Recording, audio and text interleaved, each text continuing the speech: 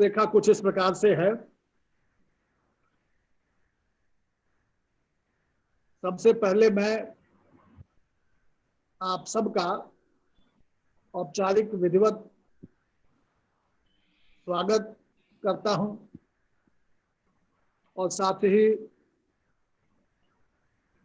अपने माननीय विद्यानुरागी प्राचार्य से अनुरोध भी कि वह इस चर्चा की शुरुआत इनॉग्रेशन एड्रेस के जरिए करें।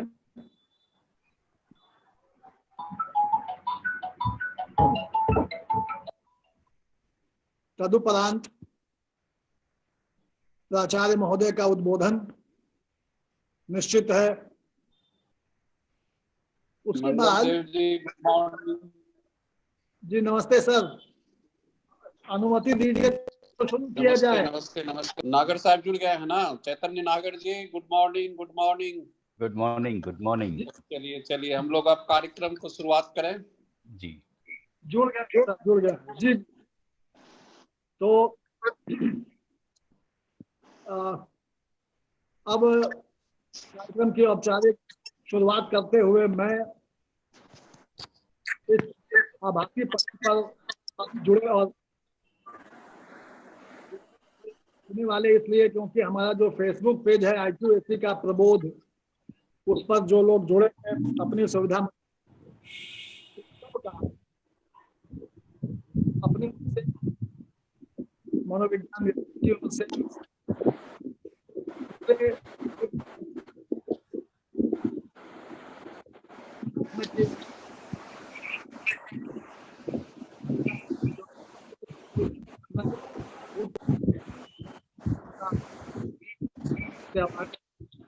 वह भी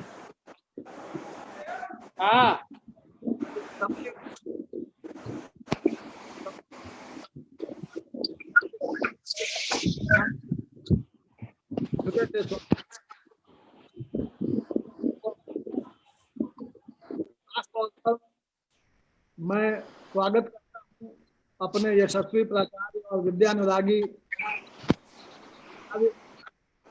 जिनकी शिक्षा के प्रति जो व्यापक दृष्टि है उसका लाभ हम सबको, हमारे छात्रों को और कहा जाए तो पूरे समाज को अनवरत मिलता रहता है।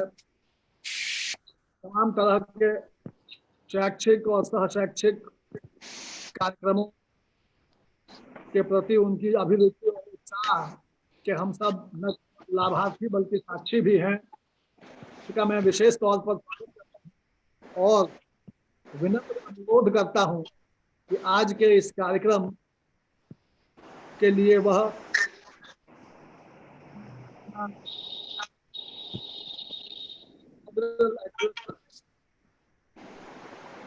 उद्घाटन भाषण विधिवत शुरू।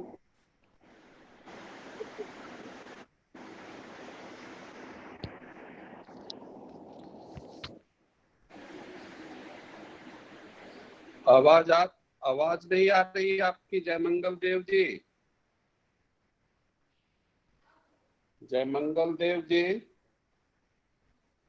आपको इनवाइट कर लिए हैं। अच्छा चलिए ठीक है।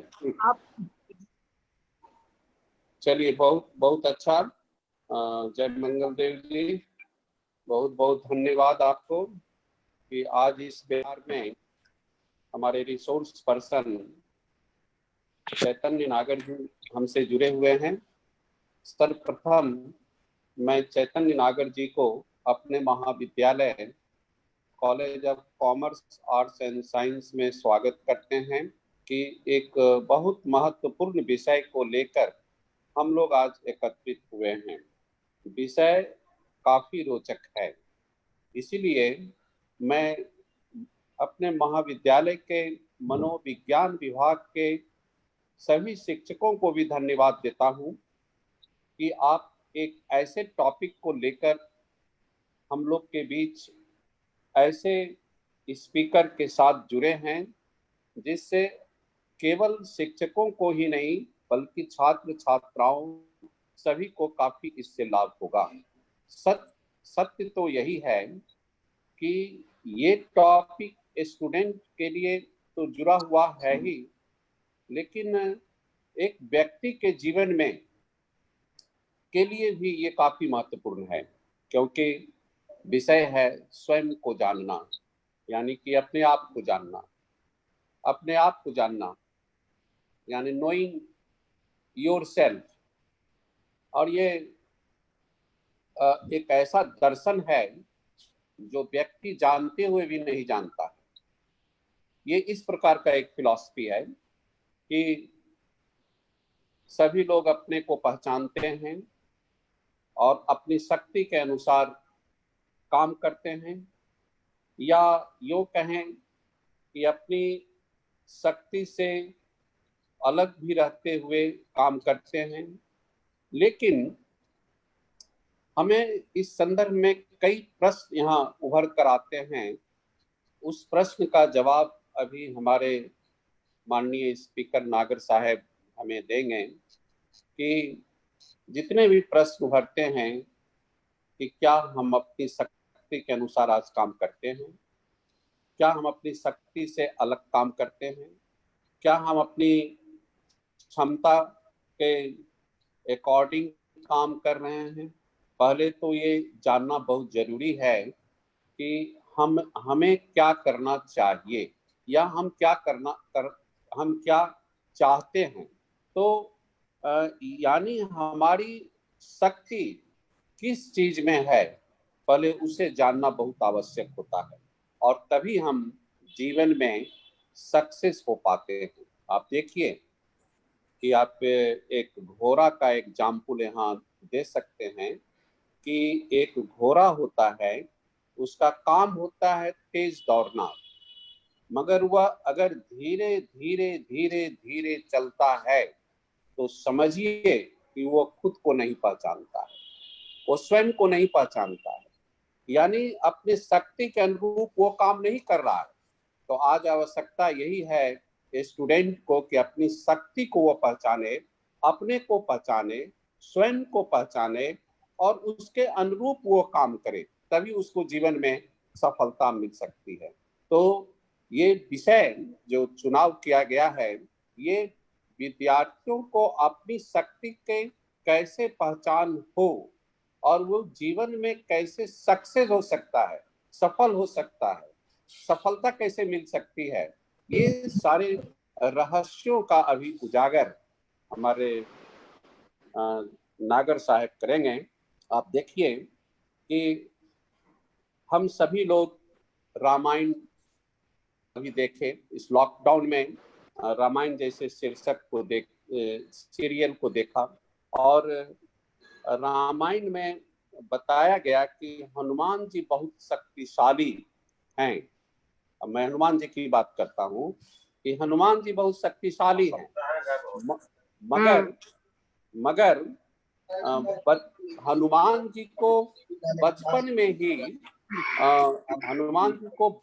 ही ऋषियों द्वारा एक श्राप दे दिया गया था कि वो खुद की शक्ति को भूल जाते कि हनुमान जी कितना शक्तिशाली हैं, वो शक्ति भूल जाते थे एक श्राप के कारण। मगर समय आने पर या जरूरत पड़ने पर उनके शक्तियों को पुनः स्मरण कराया जाता था और वो अपनी शक्ति की ताकत से फिर काम करते थे और सफलता अर्जित करते थे।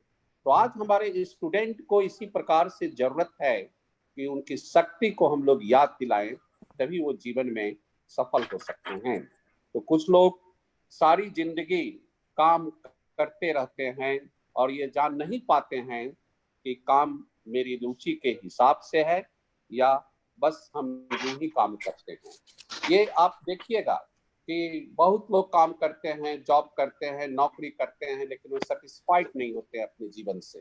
काम करते जाते हैं, अर्जन करते हैं, ये समझ कर करते हैं कि हमें जीविकोपार्जन के लिए काम करना है और जीवन जीना है, केवल ये सोचते हैं, लेकिन मैं बताना चाहता हूं कि सफलता के लिए बहुत बात पर डिपेंड होना पड़ता है कि हम क्या काम करते हैं और ऐसा करते हैं जिससे हमारी शक्ति जो है और उसको पूरे शक्ति के अनुसार कैसे बेटर कर सकते हैं। ये सारी बातें अगर हम लोग समझें तो शायद हमें किसी भी काम को करने में काफी अच्छा लगेगा।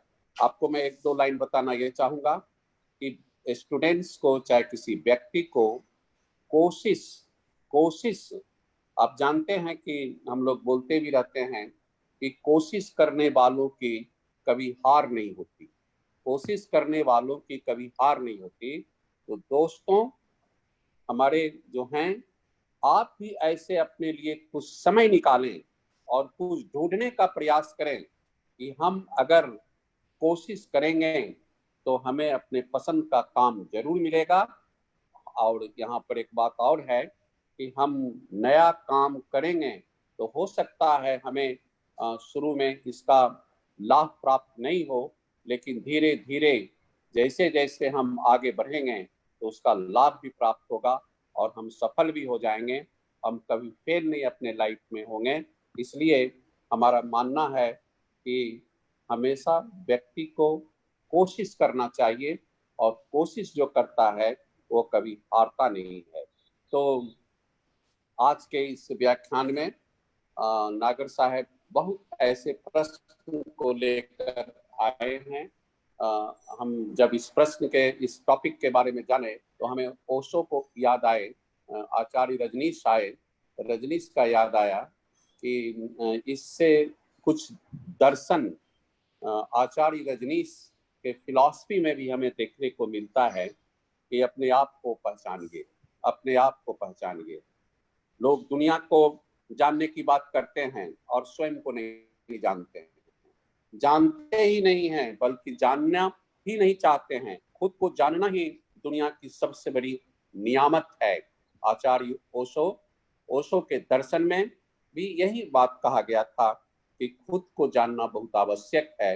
व्यक्ति खुद को नहीं जानता है और पूरी जिंदगी खुद को जानने की तलाश में अपना समय बिता देता है।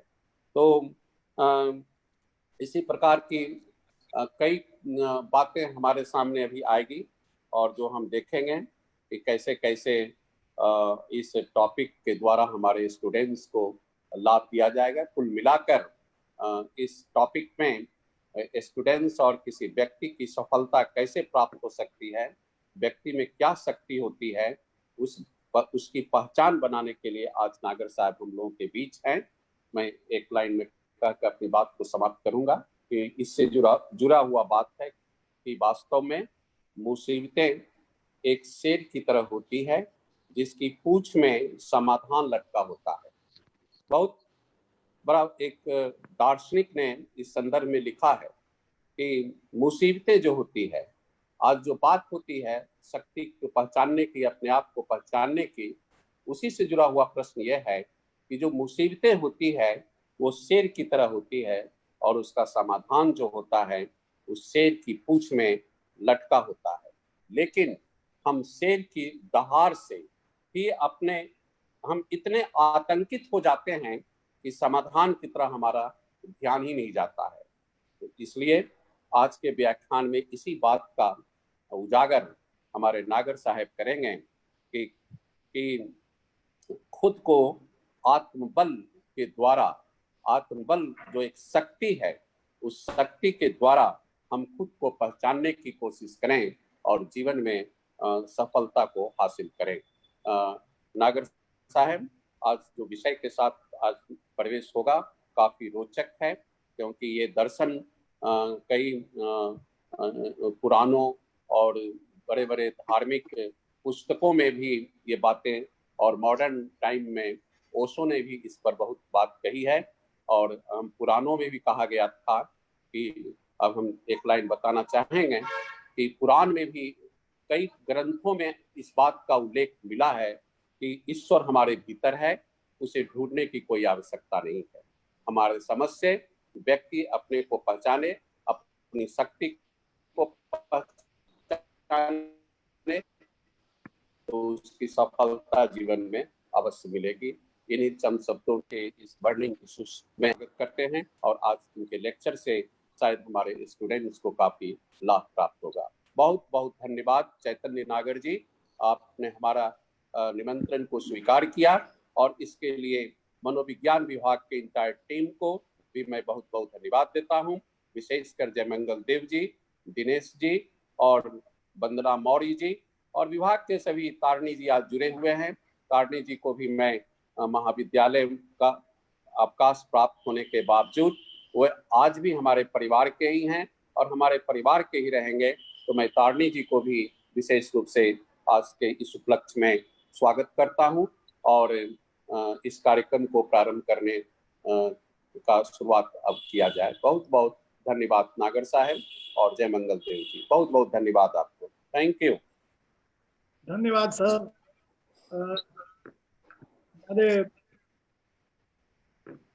माननीय प्राचार्य महोदय ने बिल्कुल सही कहा कि यह जो आत्मज्ञान का विषय है, यह जो मसला है खुद को जानने का, यह धर्मशास्त्र, दर्शन शास्त्र और मनोविज्ञान सबसे जुड़ा हुआ है। इसीलिए हम देखते हैं कि बुद्ध ने कहा अब से करीब 2500 वर्ष पहले, अपदीपो भव। जिद्दू कृष्णमूर्ति भी कहते हैं you have to be a light to yourself. और सेल्फ नॉलेज जो है वो उनका एक मेजर कंसर्न था। जिद्दू कृष्णमूर्ति जो कि पिछली शताब्दी में भारत के अंतर्राष्ट्रीय ख्याति प्राप्त और ग्लोबली एक्नॉलेज्ड एक आध्यात्मिक गुरु, विचारक, दार्शनिक हुए हैं। तो सेल्फ नॉलेज के बारे में उन्होंने बहुत सी बातें बताई हैं। मुझे प्रसन्नता है कि आज हमारे बीच जिद्दू कृष्णमूर्ति के एक ख्याति प्राप्त अध्येता हमारे बीच हमसे जुड़े हुए हैं इसके बारे में बात करने के लिए। इसलिए मैं अब सीधा आज अपने तमाम साथियों से आज के अपने आमंत्रित वक्ता, विद्वान वक्ता का परिचय कराना चाहूँगा ताकि हम ज़्यादा से ज़्यादा नागर साहब को सुन सकें। नागर साहब BHU वाराणसी से संबद्ध एक कॉलेज है, वसंत कॉलेज फॉर वुमेन। लोकल लोग उसको वसंता कॉलेज कहते हैं। मुझे याद है एक बार मैं गया था वहाँ, तो मेरे एक मित्र वहाँ गए थे विज्ञान में परीक्षा लेने, लखनऊ यूनिवर्सिटी से आए थे। आप उस कॉलेज में, और जैसा मैंने प्रारंभ में निवेदित किया था कि आज हमारे बीच एक अद्भुत वक्ता, अद्भुत शिक्षक उपस्थित हैं, हमसे मुखातिब होने वाले हैं। और वो मैंने इस करके कहा क्योंकि आप बहुमुखी प्रतिभा के धनी व्यक्ति हैं। आप पत्रकार, कवि, अनुवादक, संपादक, जिद्दू कृष्णमूर्ति परिसंवाद एक जो नियतकालिक पत्रिका है, आप अपने वर्षों तक उसका संपादन किया है। और इन दिनों आप प्रयागराज में वास करते हैं, इलाहाबाद में रहना होता है, और अब तक दैनिक समाचार पत्रों में और विभिन्न पत्रिकाओं में आप नियमित लेखन कर रहे हैं इन दिनों। अब तक आपके 300 से भी ज़्यादा आलेख विभिन्न पत्रिकाओं में प्रकाशित हो चुके हैं। YouTube पर जिन्होंने नागर साहब को सुना है और वीडियो देखा है, तो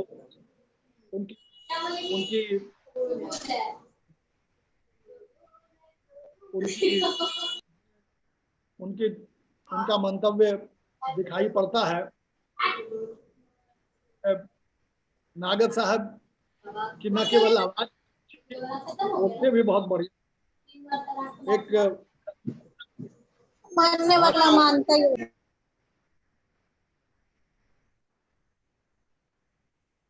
सब लोग अपना माइक म्यूट रखिए प्लीज, इससे व्यवधान होता है बैकग्राउंड साउंड से। तो मैं ये कह रहा था कि भाषा पर भी आपकी बहुत अच्छी पकड़ है, हिंदी अंग्रेजी में अनवरत आप लिखते रहते हैं। और 2 दशकों से भी अधिक आप कृष्णमूर्ति फाउंडेशन इंडिया से संबद्ध रहे हैं। इन्हीं चंद शब्दों के साथ मैं अब अनुरोध करता हूं श्रीमान चैतन्य नागर जी से कि आप को जानना विषय पर, नोइंग वन सेल्फ पर हमारे बीच अपनी बातों को रखें। और आप, मुझे लगता है कि तकरीबन पौने घंटे 45-50 मिनट तक अपनी बात रख लेंगे। उसके बाद एक छोटा सा खुला सत्र है जिसमें हम लोगों की टिप्पणियां और मंतव्य और प्रश्न या जिज्ञासाएं जैसी जो भी हो उनको सुनेंगे, देखेंगे। और इस तरह से कार्यक्रम धीरे धीरे, उसके बाद हमारे अध्यक्ष प्रोफेसर दिनेश कुमार जी का मंतव्य प्रकाश का समय हो जाएगा और आज की इस पूरी कार्यवाही पर उनका ऑब्जर्वेशंस हम लोग जानेंगे। और तदुपरांत सभा समाप्ति के पूर्व IQAC के कोऑर्डिनेटर प्रोफेसर संतोष कुमार जी द्वारा धन्यवाद ज्ञापन का कार्यक्रम है। श्रीमान चैतन्य नागर जी, कृपया।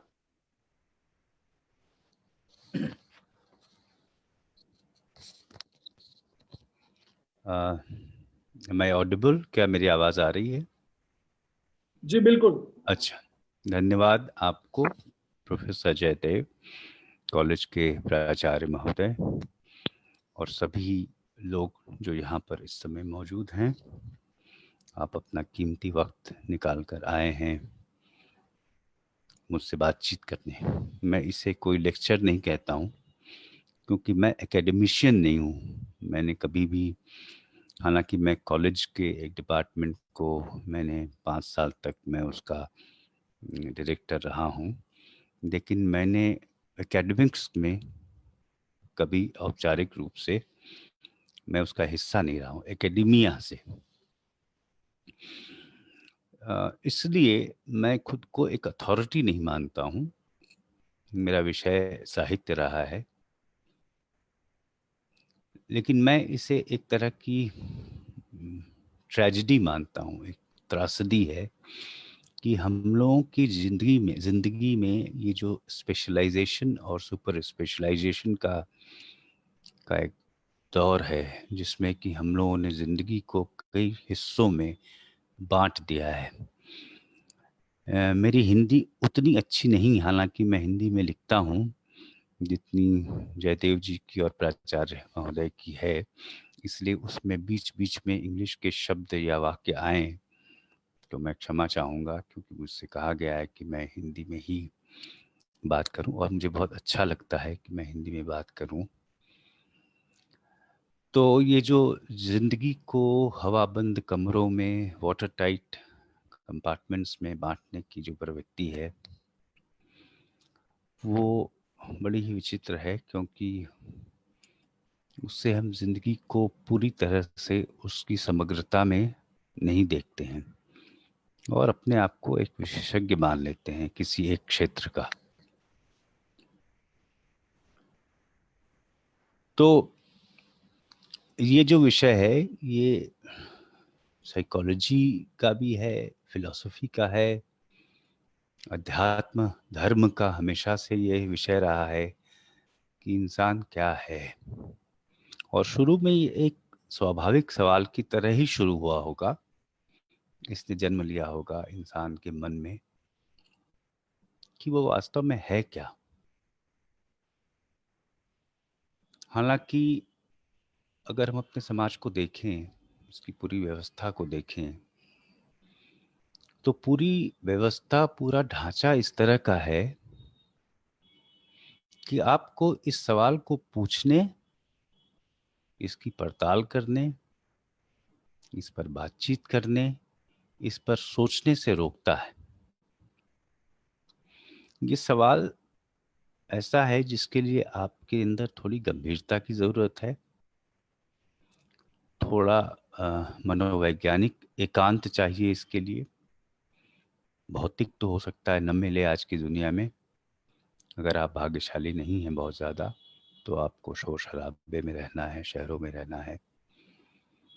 लेकिन साइकोलॉजिकली कहीं ना कहीं एक सॉलिट्यूड की ज़रूरत है? इस सवाल को पूछने और इसको मन के एक तरह से एक मेडिटेटिव साइलेंस, जो मैं कहूँगा कि एक ध्यानपूर्ण मौन में इस प्रश्न के साथ रहने की जो ज़रूरत है, तो ये सवाल आपके मन में न पैदा हो, इसकी पूरी व्यवस्था है। पूरा $1 बिलियन का मनोरंजन उद्योग है, 24 घंटा चलने वाले चैनल्स हैं, और अब आपको टीवी देखने की ज़रूरत नहीं है, आपके जेब में मोबाइल है, आप हर तरह से हर वक्त 24 घंटे हर तरह की चीज़ों में व्यस्त रह सकते हैं। तो व्यस्तता इस प्रश्न की शत्रु है, अगर मैं कहूँ, और ये बहुत ही कीमती प्रश्न है। आपने बनारस में, कई लोग गए होंगे, आप जो वरुणा का घाट है जहाँ से वाराणसी की शुरुआत हुई, तो वहाँ पर आप अगर खड़े होकर देखेंगे तो नदी वापस मुड़ती है अपने स्रोत की तरफ, और गंगा की जो पावनता है, उसकी जो सेक्रेडनेस है, वो इसी में है कि वह वापस खुद की तरफ मुड़ती है। तो ये जो मन है, इसकी एक स्वाभाविक प्रवृत्ति है कि ये बाहर देखता है, अपनी समस्याओं के समाधान की खोज बाहर करता है, और ऐसा करते समय वो ये भूल जाता है कि जो बाहर है वो उसके भीतर का ही एक प्रोजेक्शन है, एक प्रक्षेपण है। हालांकि ये थोड़ा डिबेटेबल इशू है कि मन से ही बाहर की व्यवस्थाएं, बाहर की जिसे हम समाज कहते हैं, वो निर्मित हुआ है या इसके विपरीत हुआ है। लेकिन अगर आप गौर से देखें तो आप देख सकते हैं कि हमारा मन बड़े बेतरतीब तरीके से चलता है, और वैसा ही बाहर का समाज चलता है। किसी भी पहलू में देखें जीवन के, चाहे वो पारिवारिक हो, व्यक्तिगत हो, हमारे व्यक्तिगत जीवन में भी बहुत ऊटपटांग चीजें होती हैं। एक साथ दो विचार या कई विचार चलते हैं जिनकी दिशाएं अलग अलग होती हैं। विचारों और इमोशंस के बीच कॉन्फ्लिक्ट होती है। दो इमोशंस एक साथ निकल पड़ते हैं जो कि बिल्कुल एक दूसरे से एक साथ रह नहीं सकते हैं, म्यूचुअली एक्सक्लूसिव होते हैं। एक का होना दूसरे का न होना है, लेकिन फिर भी वो साथ साथ चलते हैं। वैसा ही बाहर होता है। तो ये देखा जा सकता है कि जो भीतर की प्रवृत्तियां हैं, विचार हैं, इमोशंस हैं, उठापटक है, वही हमारे उस समाज में एक तरह से रिफ्लेक्ट हो रही है जो कि हम सभी ने मिलकर बनाया है। हम सभी की अव्यवस्था, उससे हम मल्टीप्लाई कर दें 7.5 अरब लोगों से, तो इतने लोगों की अव्यवस्थाएं, इतने लोगों की उलझने, उहापोह, ये इस पूरे समाज में, पूरी दुनिया में व्यक्त हो रही है। ऐसा ऐसा ही लगता है। हम चूंकि बाहर भीतर से बटे हुए हैं, अपनी भौतिक, दैहिक, मानसिक, भावनात्मक प्रवृत्तियों, इच्छाओं के बीच, इसी तरह बाहर भी बहुत सारे बंटवारे हैं। भाषा है, राष्ट्र है, धर्म है। तो क्या ये बंटवारे हमारे भीतरी विभाजनों की ही एक अभिव्यक्ति नहीं है? ये जो सत्र है 40-45 मिनट का, इसमें हम कोशिश करेंगे कि कुछ प्रश्न उठाएं, उनका उत्तर, फिर उन प्रश्नों के साथ ठहरें अगर हमारी रुचि हो उनमें, और देखें कि उनका उत्तर क्या आता है खुद से। तो खुद को जानना, बहुत अच्छी एक कविता है, पोप था एक अंग्रेजी कवि, उसने लिखा था कि know then thy self, presume not God to scan. बर्बाद कर देगा इस ऑडियो। आप थोड़ी करेंगे। नहीं नहीं। ठीक है, ऑडियो म्यूट हो गया किसी का? हेलो, क्या मुझे सुन पा रहे हैं? जी जी बिल्कुल आपकी आवाज आ रही है। तो वो पोप की जो कविता है कि know then thy self, presume not God to scan, the proper study of mankind is man. तो ये जो हमारी जो जिसको कि हम पर्सनल इंडिविजुअल लाइफ कहते हैं, उसमें ही पूरी इंसानियत की किताब छिपी हुई है। सारी कहानी, जो पूरा इतिहास है, जंग का इतिहास है, तरह तरह के विभाजनों का इतिहास है, उसकी जड़ें, उसकी मनोवैज्ञानिक जड़ें हर इंडिविजुअल साइकी कहते हैं, उसमें छिपी हुई हैं। ऐसा एक, इसके लिए आपको विशेष रूप से मनोविज्ञान या कोई ऐसा साइंस पढ़ने की ज़रूरत नहीं है। एक साधारण सा ऑब्जर्वेशन, अवलोकन ही ये बात बिल्कुल स्पष्ट कर देगा कि बाहर की अव्यवस्था हमारी भीतरी अव्यवस्था से जुड़ी हुई है। और अगर हम दुनिया को, मैनकाइंड को समझना चाहते हैं, तो कहीं ना कहीं हमको शुरुआत खुद को समझने से करनी पड़ेगी। प्रोफेसर जयदेव जी ने जिक्र किया बुद्ध का, प्राचार्य जी ने ओशो का जिक्र किया। यह विचार बहुत पुराना है। सोक्रेटिस ने भी इसको उठाया था। ग्रीस में डेल्फाई में एक मंदिर था, अपोलो का टेम्पल, उसके बाहर ये बात खुदी हुई थी, नो दाई सेल्फ। और सोक्रेटिस तो इस हद तक गया कि उसने कहा कि unexamined life is not worth living. यानी कि अगर आपने अपनी ज़िंदगी को एग्जामिन नहीं किया, उसकी पड़ताल नहीं की, तो वो जीवन जीने योग्य ही नहीं।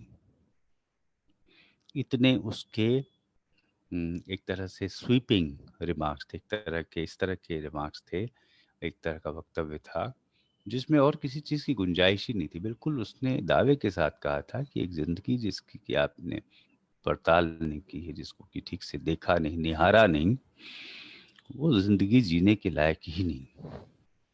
उस समय सोक्रेटिस से कई लोग अग्री नहीं करते थे।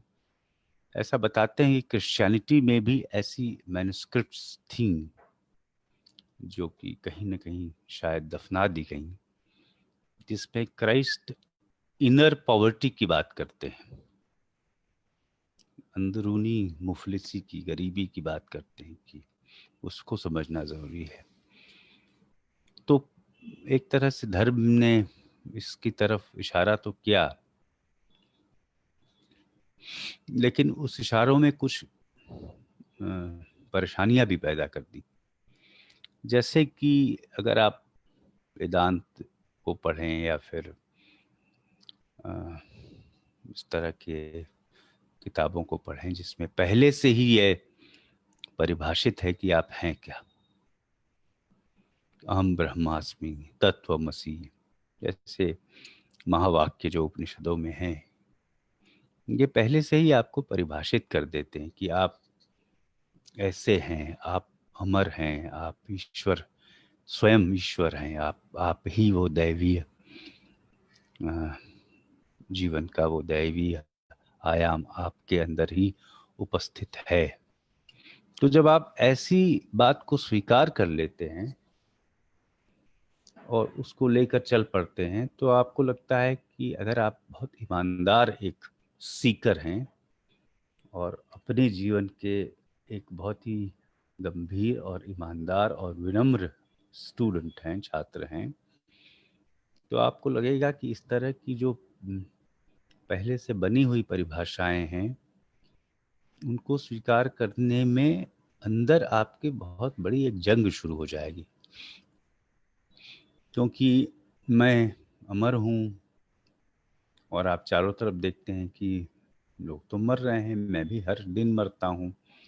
7 वर्षों में आपकी शरीर का जो सबसे बड़ा ऑर्गन है, आपकी जो स्किन है, वो पूरी की पूरी बदल जाती है, सेल्स हर क्षण मरती हैं। और आपने मुझ पर एक बात थोप दी कि मैं तो मरता ही नहीं हूँ। नैनम छिंदन्ति शस्त्राणि नैनम दहति पावका, मैं ना आग से जलता हूँ लेकिन मैं तो जलता हूँ।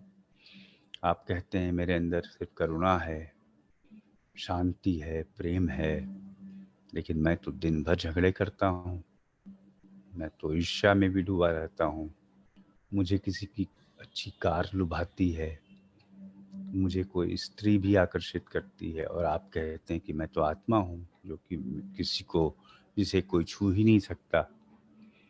तो ये जो पहले से परिभाषित है सेल्फ, उसको लेकर मन में बड़ी ही उलझनें पैदा हो सकती हैं अगर आपने ईमानदारी से इसको देखा। जैसे कि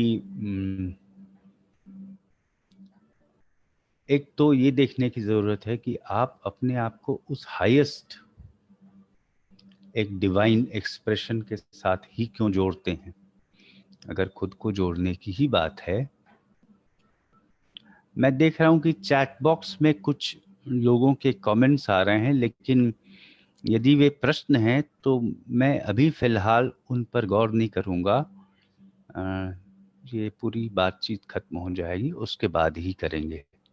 तो यदि वो मेरी तरफ डायरेक्टेड हैं तो मैं अभी देखने में असमर्थ हूं उनको, ये मैं कहना चाहता हूं।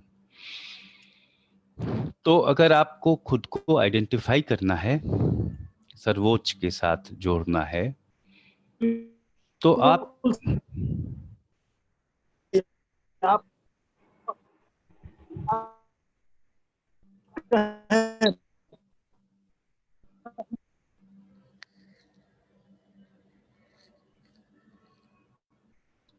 आप कुछ कह रहे हैं प्रोफेसर जयदेव जी?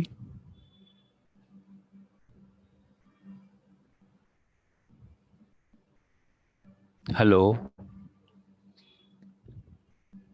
आप कुछ कह रहे हैं प्रोफेसर? चलिए,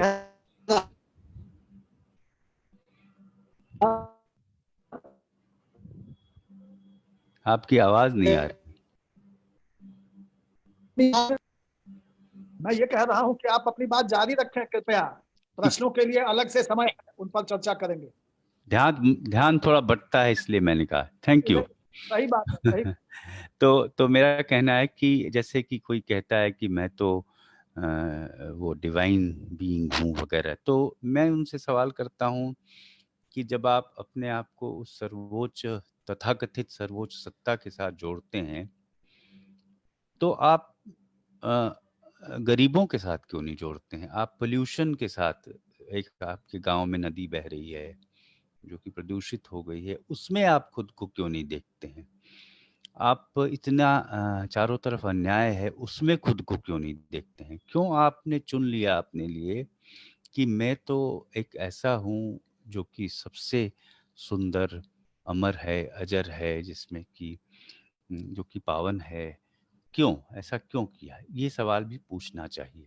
तो ये मेरा कहने का मतलब था कि आदर्श जो हैं, जो पहले से परिभाषित धारणाएं हैं स्व को लेकर, सेल्फ को लेकर, उसको स्वीकार करने में ये एक उलझन है कि फिर आपके अंदर जो कॉन्फ्लिक्ट्स पैदा होते हैं, आप जो हैं और जिस तरह से आपको पोर्ट्रे कर दिया है धर्म ने, उसके बीच एक बहुत गहरी कॉन्फ्लिक्ट है। क्योंकि आपने कुछ कहा है, लेकिन मैं अपनी रोज की जिंदगी में कुछ और महसूस करता हूँ, कुछ और सोचता हूँ, कुछ और व्यक्त करता हूँ। और अगर इन परिभाषाओं का, धर्म का या मनोवैज्ञानिक समझ का मेरी रोज की जिंदगी से, मेरी रोजमर्रा के कामकाज से उसका संबंध नहीं है, तो वो धर्म मेरे किसी काम का नहीं, वो ज्ञान मेरे किसी काम का नहीं। तो एक पहलू तो खुद को जानने से ये है कि हम जब खुद को जानने की बात करें तो हमारी शुरुआत किसी पहले से बने हुए नतीजे के साथ न हो, कंक्लूजन्स के साथ न हो। We cannot start with a conclusion that this is what I am. We have to actually see what we are from moment to moment. हर पल सेल्फ को देखना, उसकी बात हो रही है।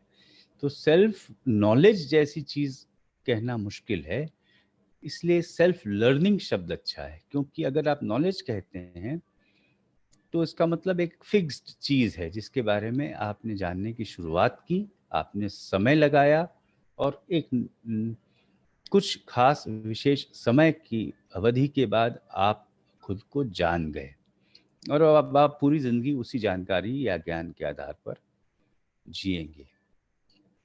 तो ऐसा कुछ नहीं है।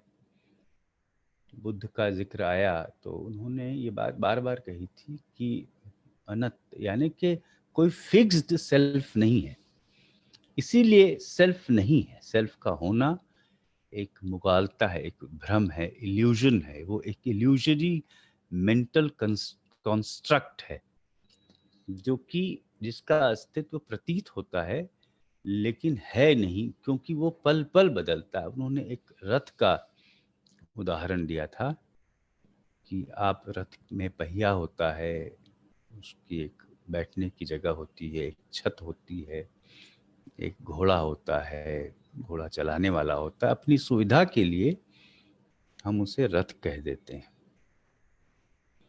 लेकिन वो तो कई हिस्सों से बना हुआ है। आप अपने घर में पंखे की तरफ देखें और उसको ऑन कर दें फुल, तो आपको उसकी 3 पत्तियां नहीं दिखेंगी, ब्लेड्स आपको नहीं दिखेंगे। जब वो धीमा होगा, धीरे धीरे रुकेगा, तब आपको साफ साफ दिखेगा कि वहाँ उसमें 3 ब्लेड्स हैं। तो मन जो है, जिसको हम लोग मन कहते हैं, उसकी गति इतनी तीव्र है, विचारों का वेग इतना ज़्यादा है, और क्यों है ये एक अलग सवाल है, कि हम साफ साफ नहीं देख पाते हैं कि जिसे हम सेल्फ कहते हैं वो एक्चुअली सेल्फ कोई ठोस चीज़ नहीं है, वो कई चीज़ों से बना है। वो आप लोग सभी से मेरा सेल्फ बन गया है, और मैं कहता हूँ वो मेरा सेल्फ है। अगर मैं उसको अलग अलग कर कर देखूं किसी तरह से, तो मुझे साफ साफ दिखेगा कि जिसे मैं सेल्फ कहता हूँ वो कई लोगों की भीड़ है। वो एक शेर है ना कि हर आदमी में होते हैं 10-20 आदमी, जिसको भी देखना है। क्या है, कुछ मैं भूल गया, यानी कि ऐसा कुछ है। बहुत 10-20 तो नहीं, कई होते हैं। सेल्फ को आप ध्यान से देखें तो आप देखेंगे कि सेल्फ अकेला कभी नहीं होता। अगर वो सिर्फ एक होता तो शायद हमारे अंदर कंफ्यूजन और कॉन्फ्लिक्ट नहीं होता। वो हमेशा अपने साथ अपना विपरीत लेकर चलता है। या फिर एक ऐसा भी सेल्फ खड़ा होता है उसके साथ जो कि कहता है कि ये ऐसा नहीं होना चाहिए या ये ऐसा ही होना चाहिए। साइकोलॉजी के आप हैं, थोड़ी बहुत जो मेरे पास समझ है उसको मैं इस तरह से स्पष्ट करूं कि हम लोग ने देखा, मैंने देखा कि मेरे अंदर गुस्से का एक इमोशन, कुछ वो इरप्शन हुआ उसका, वो अचानक मेरे अंदर फूटा। तो वो गुस्सा क्या है? मैं कहूँगा कि वो एक इमोशन है। पहले तो मैं उसको पहचानता हूँ, मैं कहता हूँ, उसको आइडेंटिफाई करता हूँ, उसको रिकग्नाइज करता हूँ, उसकी लेबलिंग करता हूँ, उसकी नेमिंग करता हूँ, उसको एक नाम देता हूँ। फिर उसके साथ साथ और भी एक्शंस होते हैं। या तो मैं उसको जस्टिफाई करता हूँ कि नहीं नहीं ये गुस्सा सही है, आना चाहिए, क्यों ना आए, सभी को तो आता है, बड़ी स्वाभाविक चीज है। ऐसा कौन है जिसको गुस्सा नहीं आता? गांधी जी को भी आता था, उनको भी आता होगा, खुद को भी आता हो। मैं उसको जस्टिफाई, तो जस्टिफिकेशन का जो प्रोसेस है वो एक और सेल्फ है। या फिर मैं उसकी निंदा करता हूँ, मैं उसको कंडेम करता हूँ, मैं कहता हूँ कि नहीं नहीं गुस्सा नहीं आना चाहिए, गुस्सा बहुत बुरी चीज है। धर्मों में कहा गया है कि क्रोध में मत रहो, क्रोध का त्याग करना चाहिए। तो कंडेमनेशन का जो प्रोसेस है वो भी एक सेल्फ है।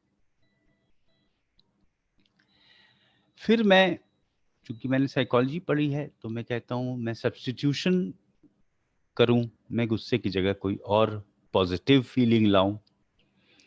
मैं सब्लिमेशन की बात करता हूं कि एक बेहतर, एक अपने अंदर मैं प्रेम को कल्टीवेट करूं। गुस्सा अच्छी चीज नहीं है, टॉक्सिक है, कोई विषैली चीज है, इसकी जगह में एक सकारात्मक भाव है। ये सब आप लोगों ने पढ़ा होगा। ये सब रिएक्शन फॉर्मेशन है, रिएक्शन, उसके रिएक्शन में एक और सेल्फ का आना और उस दूसरे सेल्फ का पहले वाले सेल्फ पर काम करना, काम करने की कोशिश करना, उसको दबाना, उसको व्यक्त करना, उसको बदलना। ये सब कुछ अगर थोड़ा सा पीछे हटकर देखा जाए तो लगेगा कि ये दिखते तो हैं कि कई कई केंद्र हैं मन में, लेकिन कहीं ना कहीं वो एक खास स्पेस का ही हिस्सा है, उसी में ये सब कुछ हो रहा है। और ये सब कुछ खुद को जानने से हो सकता है इसका कोई संबंध ना हो, क्योंकि दो चीजें हैं, एक तो खुद को जानना और एक है खुद के बारे में जानना।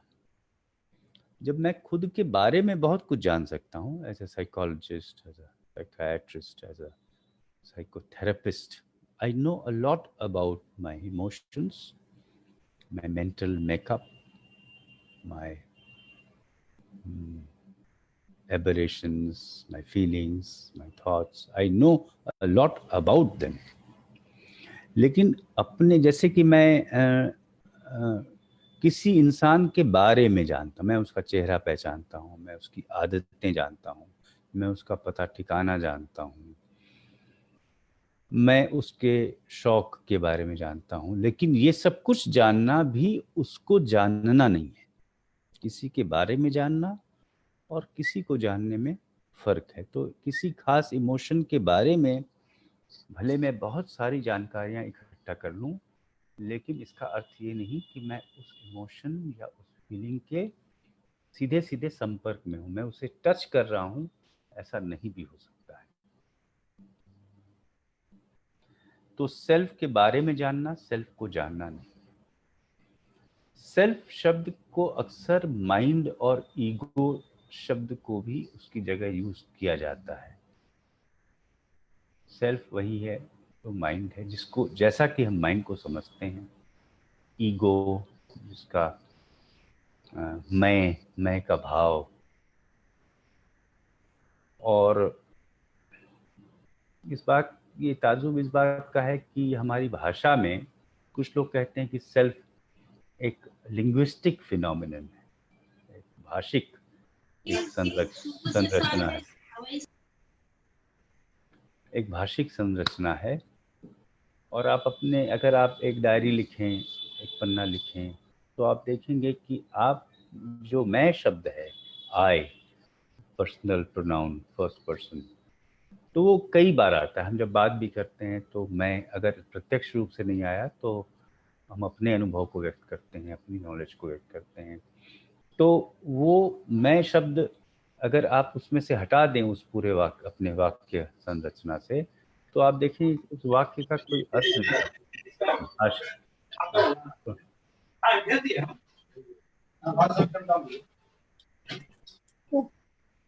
तो जो भाषा है वो पूरी की पूरी ढह जाती है।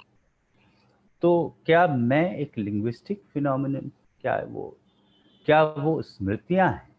Is self just a bundle of memories? अगर आप देखें तो मन है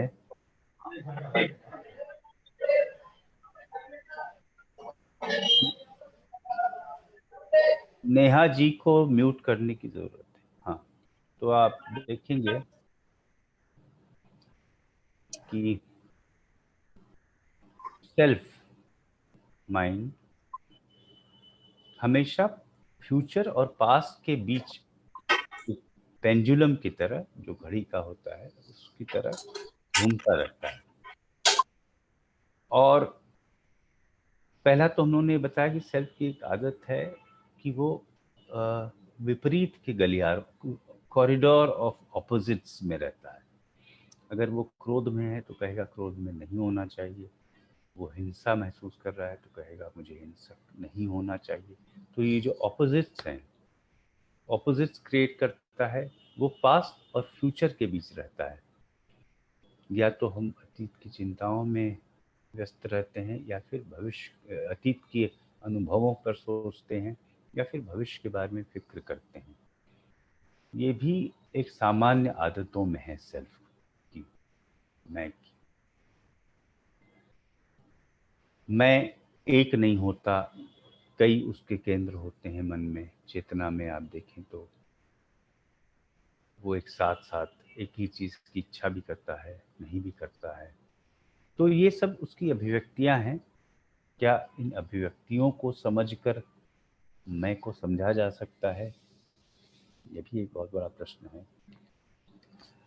तो मैं को जब समझने की हम बात करते हैं तो बुनियादी रूप से हम ये बात करते हैं कि हम खुद को फिजिकल लेवल पे जानें, बॉडी हमारी क्या कहती है जानें, बॉडी के साथ हमारा क्या संबंध है, बॉडी को हम किस तरह से देखते हैं, क्या हम उसके ट्रस्टी हैं, हमें उसकी देखभाल करनी है कि हमें उसका उपयोग करना है, भोग करना है। कई लाइफस्टाइल डिजीजेज होते हैं और कई ऐसे होते हैं वो इसलिए हो जाते हैं क्योंकि हम अपनी बॉडी को ही नहीं समझ पाते हैं। उसको समझने से ये लाइफस्टाइल डिजीजेस तो कम से कम बहुत हद तक खत्म होते हैं। ये मेरे व्यक्तिगत अनुभव पर आधारित है। उसके अलावा आपका एक लेवल है जिसको कि अभी हम लोग माइंड कह रहे थे, सेल्फ कह रहे थे। वहाँ बहुत सारी हलचल होती है, हरकतें होती हैं, एक्टिविटीज़ होती हैं, उठापटक होती है, इमोशनल्स हैं, अपने इमोशंस को समझना। इसलिए इंटेलिजेंस कोशेंट के अलावा आजकल इमोशनल कोशेंट की भी बात होती है कि आप अपने इमोशंस को कैसे समझते हैं, आपका EQ क्या है। उसके अलावा आपकी ज़िंदगी के, आपके व्यक्तित्व के वो आयाम जो बहुत ही गहरे हैं, जहाँ पर ऐसी आपकी प्यास छिपी हुई है, ऐसी जिज्ञासाएं छिपी हुई हैं जो व्यक्त नहीं हुई। जैसे कि प्रोफेसर साहब ने जिक्र किया था कि हम जिंदगी भर काम करते रहते हैं लेकिन मन उचाट रहता है।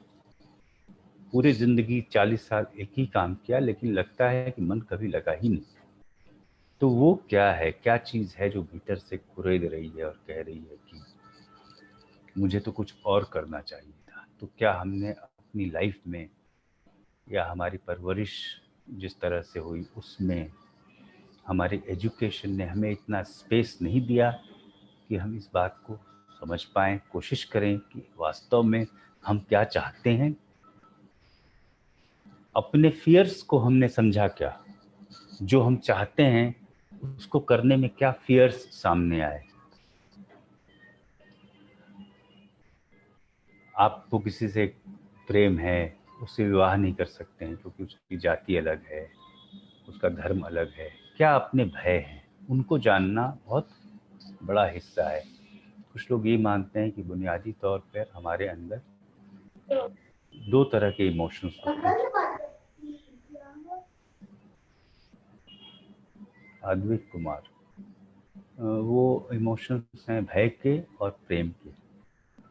और जब तक भय पूरी समग्रता में उसका जड़ से खात्मा नहीं होता तब तक जीवन में प्रेम का आगमन नहीं हो सकता है। प्रेम भी किसी न किसी रूप में उस भय की ही अभिव्यक्ति होगी। ये भी एक प्रश्न है जो मैं आपके सामने रखना चाहता हूँ कि क्या ऐसा है, क्या हमारा प्रेम या हमारी जो हम जो काम करते हैं समाज में अपनी जीविका के लिए, अपनी प्रतिष्ठा के लिए, क्या वो सब कहीं न कहीं हमारे भय की ही सूक्ष्म अभिव्यक्तियां हैं। तो एक सवाल और, क्योंकि मुझे लगातार इस बात का एहसास है कि मेरे पास बहुत समय नहीं है, विषय बड़ा विराट है, इसकी कहाँ से शुरुआत की जाए और कहाँ, क्योंकि यहाँ पर हम लोग ऐसी चीज़ के बारे में बात कर रहे हैं जहाँ सब्जेक्ट और ऑब्जेक्ट एक ही है। हम किसी और चीज़ को नहीं देख रहे हैं जो मुझसे अलग है, हम लोग खुद को ही देख रहे हैं। इसलिए ये मुश्किल है। ये एक ऐसा है कि एक तालाब में कुछ मछलियाँ इकट्ठा हुई हैं और वो पूछ रही हैं एक दूसरे से कि पानी क्या होता है। तो ये इसलिए ये बहुत ही इंटरेस्टिंग है और इसके कई आयाम हैं। इसमें आप एक अंतहीन यात्रा की तरह है। इसमें आप जितना उतरते जाएं उतना ही उतरते जाएंगे और मुझे लगता है कि इससे आपको, जैसा शुरू में कहा गया कि इससे कोई लाभ ऐसा आपको दिखेगा नहीं कि कोई इसका इमीडिएट लाभ है। ये आपकी स्वाभाविक जिज्ञासा है। एक मनुष्य में स्वाभाविक रूप से ये जिज्ञासा उठती है कि वो है क्या। और फिर लोगों ने इसको, रमण महर्षि ने के पास कोई भी जाता था किसी भी सवाल को लेकर तो कहते थे कि कौन ये सवाल पूछ रहा है, और उन्होंने एक मंत्र की तरह इसे लोगों को दे दिया, who am I, who am I, who am आई।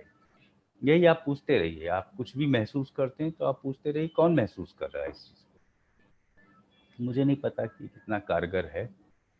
दूसरी बात यह है कि कृष्णमूर्ति ने हु एम आई सवाल को बदल दिया। उन्होंने कहा कि हु एम आई सवाल थोड़ा सा व्यक्तिगत सवाल है। अगर किसी से पूछें कि आप कौन हैं तो उसके दिमाग में कई पर्सनल चीज़ें आ जाएंगी। एक्चुअली सवाल ये होना चाहिए कि व्हाट इज आई। आई क्या है, मैं कौन हूँ नहीं, मैं क्या है। यानी कि मैं की जो पूरी स्ट्रक्चर है, उसकी पूरी जो केमिस्ट्री है वो क्या है। ये सवाल ज़्यादा सही है। तो अब फिर वापस आते हैं कि सेल्फ को समझने का तरीका क्या है। पहले हम लोगों ने कहा कि पुराने जो ऑलरेडी इसके बारे में निष्कर्ष बन चुके हैं उससे सेल्फ की समझ संभव शायद नहीं है।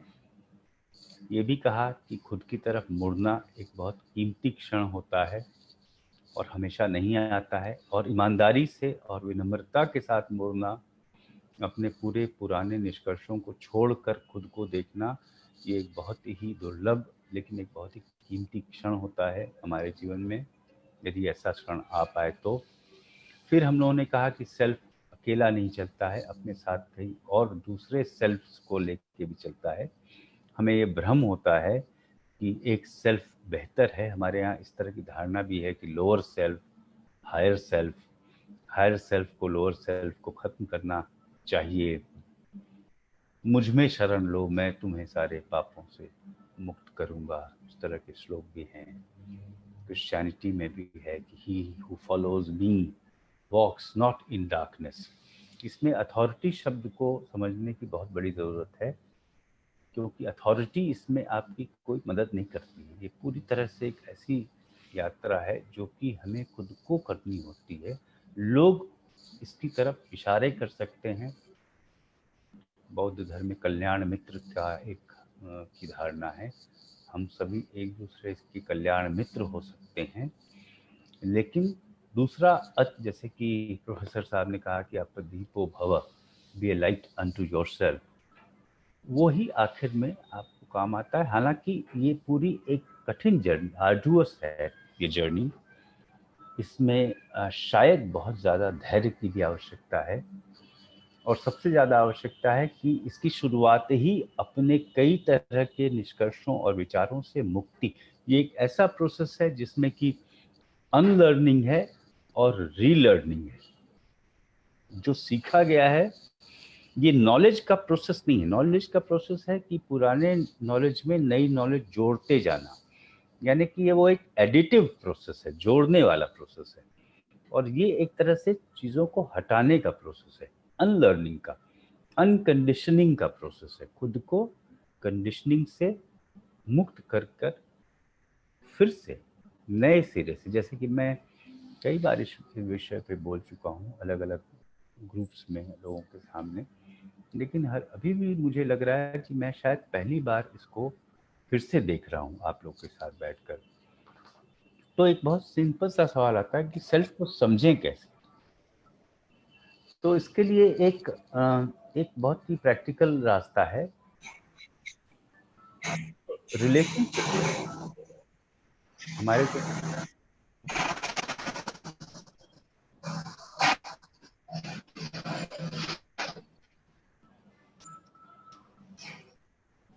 हाँ,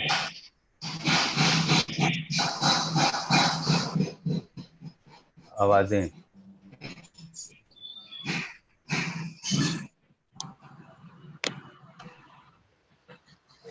आप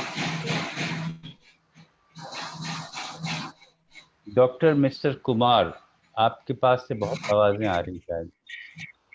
काइंडली म्यूट योरसेल्फ प्लीज।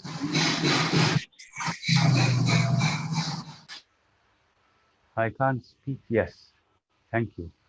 तो relationship is like a mirror,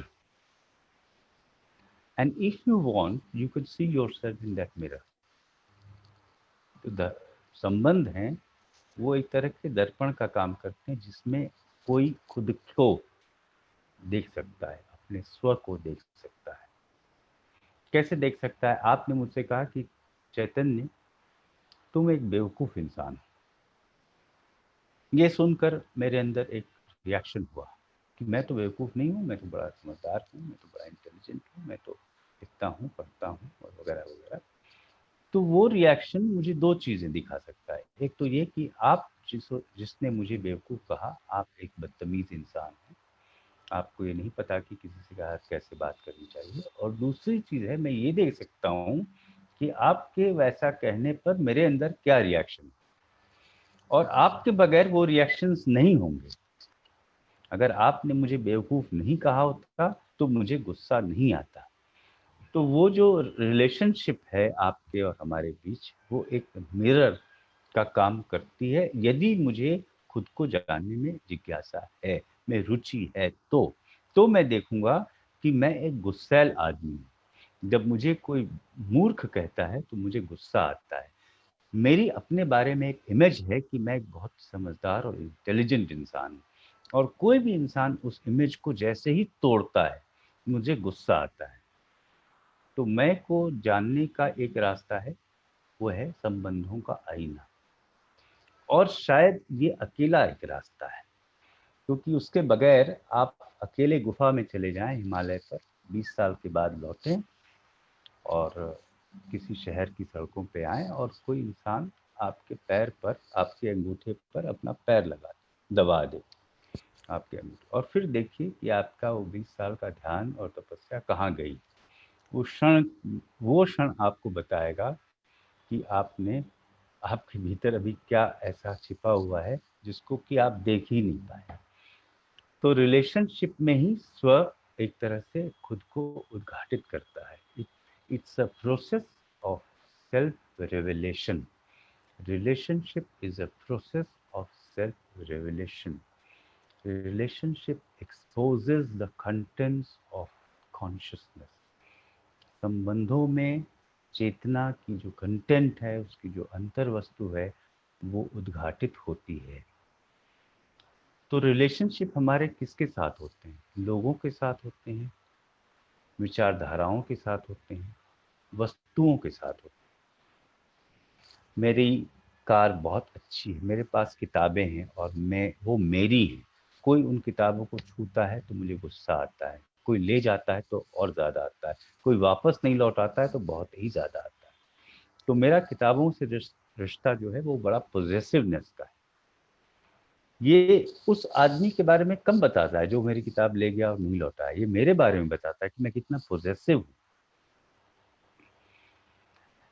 मेरे अंदर कितनी जेलसी है। अगर किसी के पास एक बेहतर घर है तो मैं कितना उससे प्रति जेलस फील करता हूँ। तो ये रिलेशनशिप है चीज़ों के साथ, लोगों के साथ। मैं मेडिटेशन करता हूँ और कोई बंदा मुझसे ज़्यादा मेडिटेशन कर लेता है तो वो भी एक जेलसी है। माने कि वो जेलसी किसी भी फील्ड में व्यक्त हो सकती है, चाहे वो सांसारिक हो, चाहे वो सो कॉल्ड स्पिरिचुअल हो। दूसरा ये है कि हमारा रिश्ता है लोगों के साथ, विचारों के साथ। मैं एक हिंदू हूँ, मैं ब्राह्मण हूँ, मैं कम्युनिस्ट हूँ, मैं जनसंघी हूँ, यानी कि जैसे ही आप मेरे विचारधारा पर हमला करेंगे, मैं नाराज होऊंगा, मैं शब्द कहूंगा, मैं आप पर हमला करूंगा। तो विचारधाराओं के साथ मेरी इमेजेस कि मैं अच्छा हूँ, मैं बहुत नेक दिल इंसान हूँ, अपनी इमेजेस के साथ मेरा रिश्ता, इन रिश्तों में मैं सेल्फ को देख समझ सकता हूँ। ये रिश्ते बताएंगे कि आपके अंदर कितना प्रेम है, आपके अंदर कितना स्नेह है, कितना क्रोध है, कितनी नफरत है। यदि आप इसको देखें, जैसा वो है वैसा ही, जैसे बुद्ध ने कहा यथा भूतम, जिसे कृष्णमूर्ति ने कहा चॉइसलेस अवेयरनेस, पैसिव अवेयरनेस, यानी कि खुद को चयन रहित सजगता के साथ देखें, खुद को पैसिव होकर, यानी कि डिस्पैशनेटली, बगैर जजमेंटल हुए देखें। अगर आपके अंदर क्रोध है तो आप देखें कि आपके अंदर क्रोध है, that's all. Can we just stop there कि I have anger in me, not say that it is right to be angry, it is wrong to be angry, just to acknowledge the fact that there is anger in me, there is jealousy in me, and there is also love in me, not selfish love, real love. When I feel for a beggar on the street, when I want to take care of a wounded dog, when I water the plants, there is that affection in me also. तो ये संबंध ही हमें दिखाते हैं कि वो self किस किस तरह से खुद को एक्सप्रेस कर रहा है। समय 12:40। मैं आपके साथ शायद पूरे दिन इस विषय पर बातचीत कर सकता हूँ। इस पर लेक्चर देने की ज़्यादा संभावना नहीं है। आप लोग सभी साइकोलॉजी के एक्सपर्ट्स हैं, आपने मुझसे बहुत ज़्यादा साइकोलॉजी पढ़ी होगी। मैंने जो कुछ भी कहा वो अपनी परसेप्शन, अपनी खुद के ऑब्जर्वेशन, और कृष्णमूर्ति को मैंने वर्षों तक पढ़ा है, उनको मैंने सामने बैठकर सुना भी है, क्योंकि मैं बहुत छोटी उम्र में ही मैंने कृष्णमूर्ति को सुन लिया था। लेकिन मैं उनको एक मित्र की तरह से ज़्यादा देखता हूँ, उनकी बातों को भी मैं एक प्रश्न की तरह से लेता हूँ। मैं उनका अनुयायी बिल्कुल भी खुद को नहीं मानता। वैसे ही मैंने उतनी रुचि ली जितनी बौद्ध धर्म में ली, और उसके आधार पर मैंने अपनी बातें आपके साथ शेयर की। मैंने अपने समय का सदुपयोग किया या आपके साथ कम्युनिकेट कर पाया या नहीं, तो आप ही बता सकते हैं। लेकिन ये बहुत ज़रूरी है इस तरह की जिज्ञासा कि हम जैसे भी हैं ये जानें कि हम जो हैं वो ऐसे क्यों हैं, ये सवाल उठना अपने अंदर कि मैं जो भी हूँ वो क्यों हूँ, और उस सवाल के साथ रुके रहना, ठहर कर रहना। मेरे ख्याल से ये बहुत कीमती सवाल है, और अगर हमारे जीवन में ये सवाल ही नहीं आया तो ये मान लिया जाए कि हमने अपनी पूरी ज़िंदगी एक बेहोशी में बिता दी। उसी बेहोशी में हम सुखी हुए, उसी बेहोशी में दुखी हुए। न हमने सुख को जाना, न दुख को जाना, न उस ज़मीन को जाना जहाँ से सुख और दुख पैदा होते हैं। मेरे ख्याल से प्रश्न ही ज़्यादा हैं, और मैंने कुछ प्रश्न आपको दिए। उन प्रश्नों के साथ हम लोग ठहरें, उनकी पड़ताल करें, इन्वेस्टिगेट करें। यदि आप लोग में से सवाल कुछ हों, कुछ आपके ऑब्जर्वेशंस हों, तो आप उनको शेयर कर सकते हैं। मेरे ख्याल से प्रोफेसर जयदेव जी, मैं अपनी बातचीत खत्म करूँ अब, क्योंकि समय हो चुका है। आपकी इजाज़त हो तो। Thank you all of you. Thank you so much for your patience, for your time. Thank you that you came and attended this conversation between friends. In Krishnamurti circle, we call it a dialogue. We don't say it's a lecture because we don't accept anybody as an authority in this realm. Of course, in technical matters, there are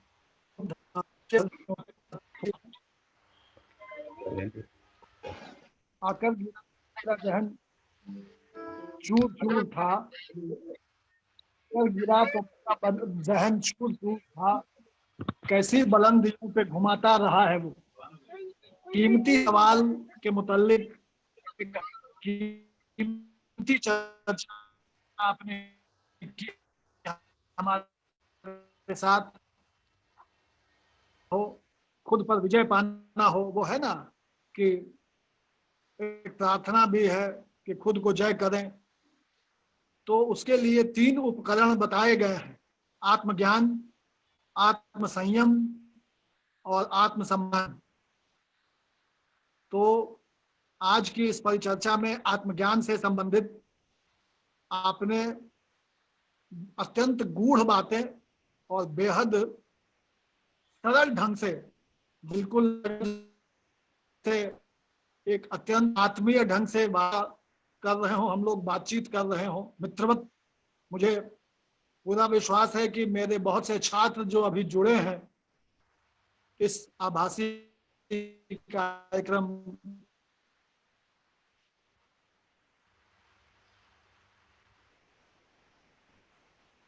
के जरिए से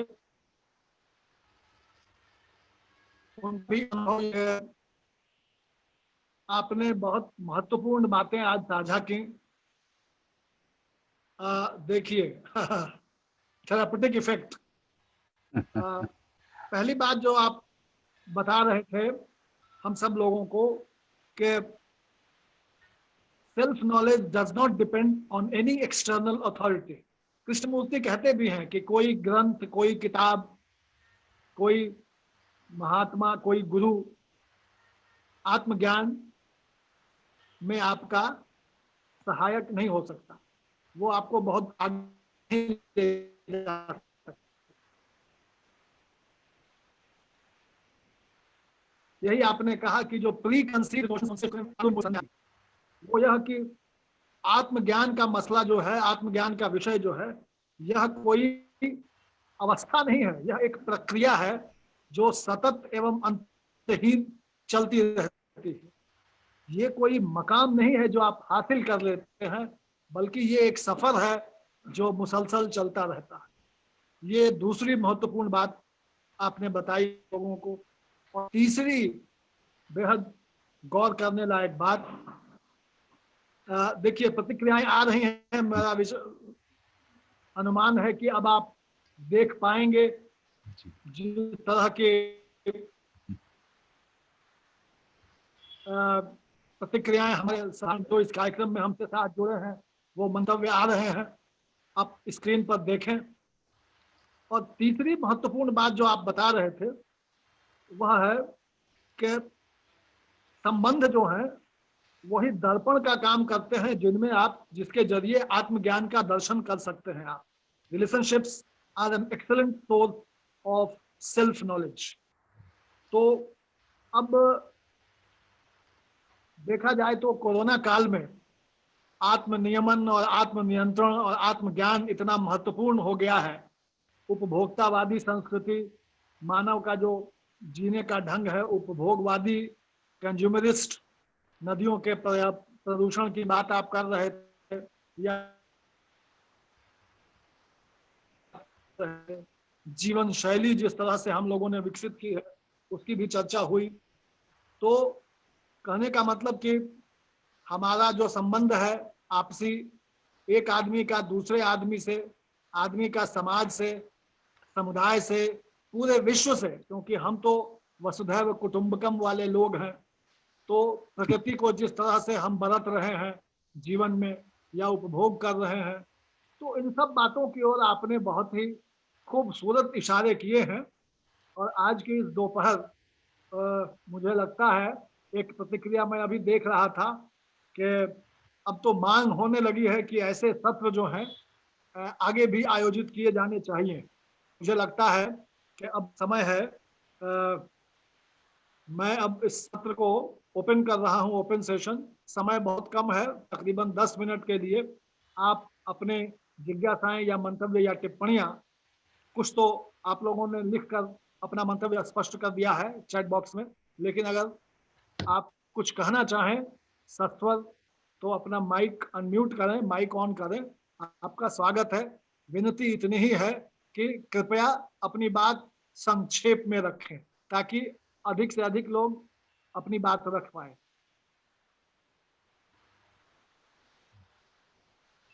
स्वागत, सत्र खुला है, अपनी good बात रख। Afternoon sir. Good afternoon sir, मैं वंदना मौर्य। सर, मुझे बहुत अच्छा लगा ये लेक्चर, और ये टॉपिक ही पूरा ऐसा है जिस पे सच आपने कहा कि पूरा दिन इस पे चर्चाएं हो सकती हैं, और बहुत ही अच्छे तरीके से बहुत सारे कॉन्सेप्ट्स को आपने हमारे सामने रखा।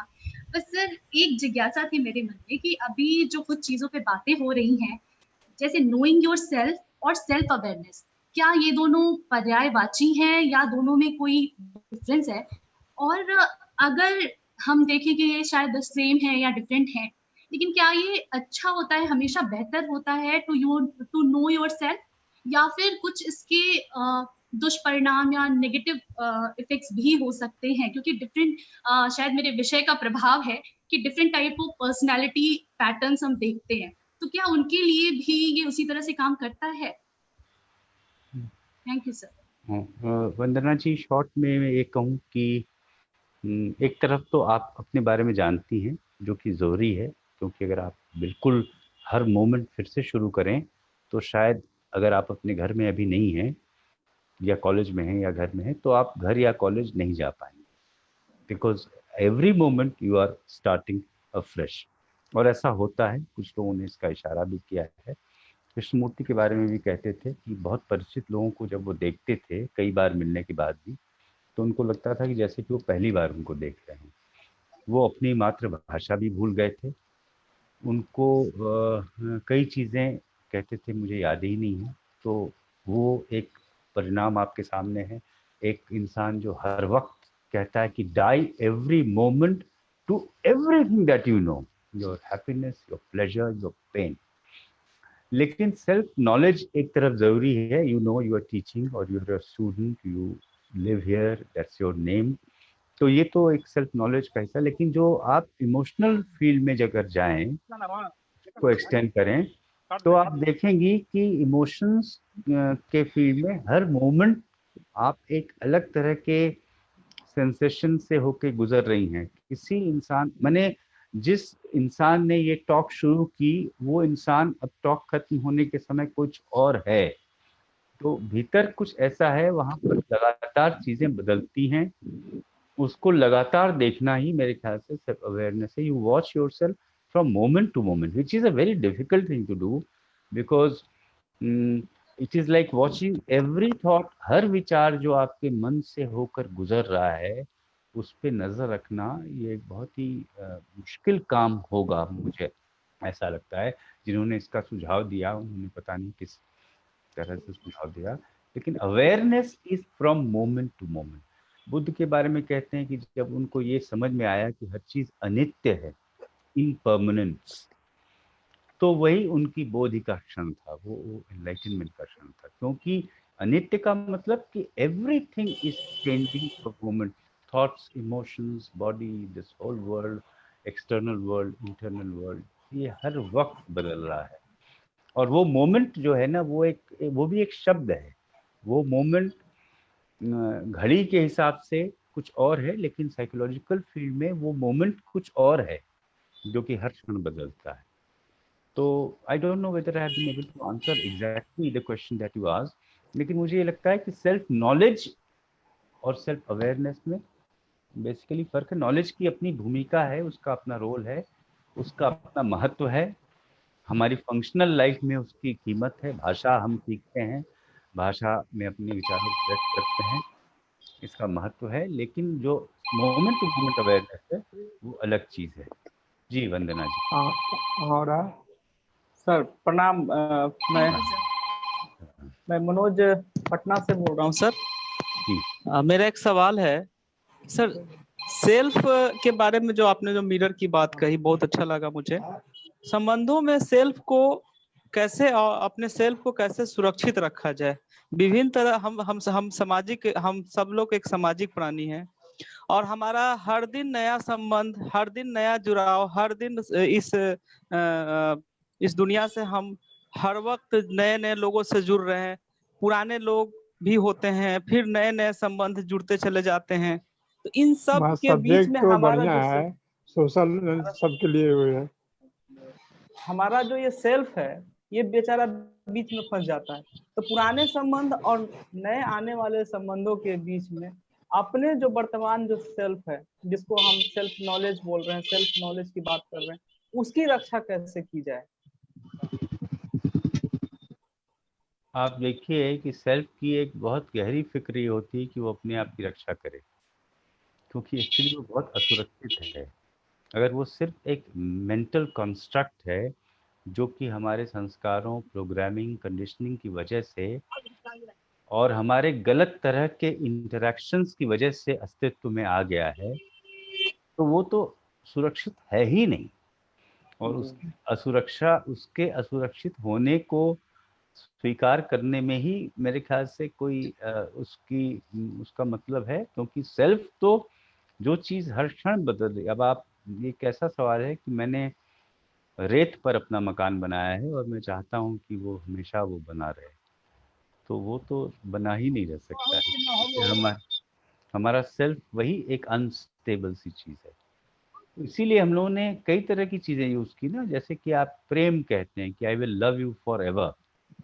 There is no such thing as loving forever because it's always changing. तो हम लोग ने उसको एक इमोशन को लीगलाइज कर दिया। हमने कहा you have to love till death do us part. ये क्रिश्चियनिटी में इसको इस शपथ दिलाई जाती है, to love and to cherish till death do us part, जब तक मौत अलग। यानी कि आपने उसको एक धार्मिक कानूनी तरह से किसी तरह से उसको परमानेंट बनाने की कोशिश की, because you know it's not permanent.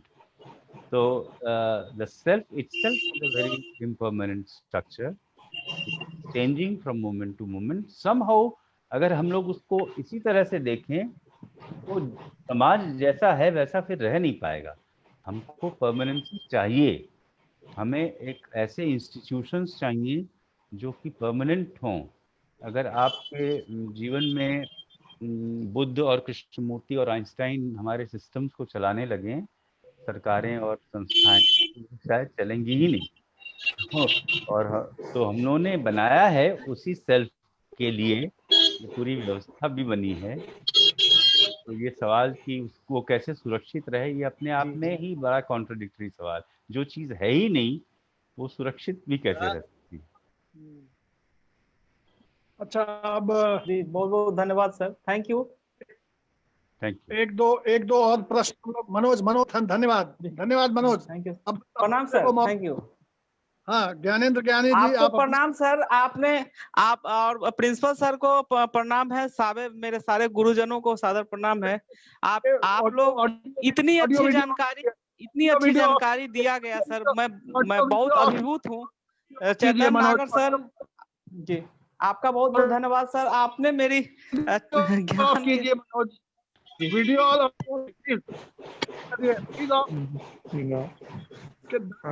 दूसरे को मौका मिल सके। कोई ज्ञान जी, कोई प्रश्न है आपका? प्रश्न नहीं? हाँ, प्रश्न है तो बोलिए। हाँ, अच्छा, लगता है अब प्रश्न का सिलसिला थम गया है, तो इसलिए मैं अब मनोविज्ञान विभाग के विद्वान अध्यक्ष प्रोफेसर दिनेश कुमार दिलीप जी से आग्रह करूंगा कि आज, हाँ सर, अदिति बोलिए। अदिति बोलिए, आप कहाँ थी इतनी देर से? अदिति वो स्टार्ट हो गया था ना, तो इसलिए हम बीच में इंटरप्ट करना सही नहीं समझे। बोलिए please continue. Very good afternoon sir to all of you. तो मैं अदिति हूँ। तो मेरा प्रश्न है कि सर आपने बोला कि relationship is like a mirror, ठीक है। तो सर आपने उस क्रम में ही बताया कि सर रिलेशनशिप को आप जब देखिए अपने आप को कि आप एंग्री होते हैं या नहीं, तो आपने कहा कि जस्टिफाई नहीं करें कि आप राइट है कि रॉन्ग है। तो सर जब हम देखते हैं कि हम गलत हैं या फिर सामने वाला ऐसा, हम अपने लेवल ऑफ इंटरप्रिटेशन पे या फिर लेवल ऑफ सोसाइटल नॉर्म्स या कॉन्शियस लेवल पे हम ऐसा अज्यूम कर लेते हैं, पहले से सोच लेते हैं कि आदमी गलत है या फिर हम गलत है। फिर इसको डील कैसे करना है? अदिति जी, ये डीप सीटेड एजम्पशंस हैं। जैसे कि अगर इसमें और गहराई में जाता, अगर हमारे पास समय होता, स्पेस होती, तो एक्चुअली किसी इमोशन को एंगर कहने में ही उसका कंडेमनेशन है। जैसे आप कहती हैं कि इमोशन कंडेम एंगर है, तो उस एंगर के इतने कोनोटेशंस हैं, इतने इम्प्लीकेशंस हैं, उसको लेके इतनी कंडीशनिंग जुड़ी होती है कि उसके नामकरण में ही उसकी निंदा हो जाती है, अगर आप गहराई से उसको देखें। Yes sir. in the very process of naming an emotion, you are either justifying it or you are condemning it. The word, जैसे you say I love somebody, it means you are doing something good. So all these words have very deep connotations. We need to examine our conditioning. और आप देखें कि जिद्दू कृष्णमूर्ति ने एक बहुत important सवाल पूछा था कि उन्होंने कहा था कि can you look at a tree without naming it? क्या आप बगैर नाम दिए किसी वृक्ष को देख सकते हैं? और फिर उन्होंने कहा कि उसी तरह can you look at your emotions without naming them? इसका मतलब ये होता है ना कि जैसे ही हम नाम देते हैं, हमारे अंदर एक और वो रिकॉग्निशन, नाम का मतलब रिकॉग्नाइज, माने आपने फिर से उसे पहचाना, यानी कि किसी पुरानी चीज को फिर से देखा। और वो कह रहे हैं, मैं यहाँ पर कृष्णमूर्ति की बात कर रहा हूँ, कि वो रिकॉग्निशन में ही एक तरह का जस्टिफिकेशन या वो है। अब आप किसी चीज को देखती हैं, तो मैंने आपको एक पंखे का एग्जाम्पल दिया था कि वो तेजी से घूमता है तो नहीं दिखते हैं उसके ब्लेड्स। अब आप देखिए कि जब हम किसी चीज को देखते हैं तो पहली चीज तो परसेप्शन होती है, एक ऑप्टिकल परसेप्शन होता है, हमने किसी चीज को देखा। उसके बाद एक सेंसेशन पैदा होता है, हालांकि इस पे कुछ लोगों का वो है, परसेप्शन है फिर सेंसेशन है, उसके बाद नेमिंग होती है। कुछ लोग कहते हैं नेमिंग के बाद सेंसेशन होता है, लेकिन मैं यहाँ पर कृष्णमूर्ति की बात कर रहा हूँ। तो सेंसेशन, परसेप्शन और नेमिंग के बीच के गैप को हम नहीं देख पाते हैं। और क्योंकि हमारा माइंड बहुत क्विक, बहुत रिएक्टिव है, वो बहुत इंस्टेंटेनियसली रिएक्ट करता है, चीज़ों को देखते ही वो रिएक्ट करता है, वाह how beautiful, how lovely, how अगली, तुरंत रिएक्ट करता है। तो इसलिए हम वो फर्क नहीं देख पाते हैं कि हमने एक इमोशन को देखा, तुरंत कहा एंगर, फिर तुरंत जस्टिफिकेशन या कंडेमनेशन का प्रोसेस शुरू हो गया, जबकि वास्तव में इनके बीच छोटे छोटे गैप्स हैं, और वो गैप्स हम नहीं देख पाते क्योंकि माइंड बहुत क्विक है, वो स्लो डाउन नहीं कर पाया है। स्लो डाउन करने की उसको शायद जरूरत है। जी अदिति जी, फिलहाल इतना ही। Thank you so much. Thank you for as most informative and enjoyable seminar. Thank you so much. You're welcome. Yes. हाँ, तो अब समय है मनोविज्ञान विभागाध्यक्ष प्रोफेसर डॉक्टर दिनेश कुमार जी दिलीप, आप पूरे कार्यक्रम के बारे में अपने ऑब्जर्वेशन के लिए मैं आपको आमंत्रित करता हूं। दिनेश सर, रेस्पेक्टेड आज मिल रही है। गेस्ट, हेलो, प्लीज आदरणीय चैतन्य नागर सर, प्राचार्य महोदय, मेरे कलीग, प्रिय कलीग देव साहब, और जितने भी लोग जुड़े हैं, हम सबों को यह बताना जरूर चाहेंगे कि आज का जो विषय है सेल्फ, वो इतना महत्वपूर्ण और इतना कॉम्प्लिकेटेड है कि इसमें जितना ही गहराई में आप जाएंगे उतने ही आपको कॉन्फ्लिक्ट होगा। एक तरह की बात कहिए तो शुरुआत जो सेल्फ है उसका संबंध रिलीजन से था, फिलॉसफिकल कंसेप्ट है, फिलॉसफी से मनोविज्ञान अलग हुआ, वहाँ भी सेल्फ का कंसेप्ट आया। बदलते जो समय में दोनों बात में बहुत अंतर आ गया है, इसमें कोई दो मत नहीं। मैं यहाँ ध्यान देना चाहूँगा, चैतन्य सागर सर जो एम्फेसाइज किए इन्होंने सेल्फ को, बहुत ही बेहतरीन तरीके से उन्होंने शुरुआती दौर में ही बताया। इन्होंने सेल्फ को पॉवर्टी से जोड़ा, रिलीजन से जोड़ा, पर्सन से जोड़ा, ऑनेस्टी से जोड़ा, यानी एक चीज है ये डिवाइन के रूप में भी देखा। लेकिन इन्होंने ये भी बताया कि जो सेल्फ है, जो रिलीजन के अनुसार सेल्फ है और जो व्यवहारिकता में सेल्फ को देखा जा रहा है, इसके बीच काफी गैप, कॉन्फ्लिक्ट हैं, जिसको व्यवहारिक तौर पर देखना, समझना बहुत बहुत मुश्किल काम है, जिसमें बहुत जरूरत है उसमें पेशेंस की, डेडिकेशन की। बहुत अच्छा आपने कहा सर कि सेल्फ जो है मूवमेंट टू मूवमेंट चलता है, और ये सेल्फ नॉलेज नहीं, सेल्फ लर्निंग है। लर्निंग जो होता है वो जब हम किसी नॉलेज की बात करते हैं तो कहते हैं कि परमानेंट जब होता है कोई भी लर्निंग, तब हम उसको नॉलेज की ओर देते हैं।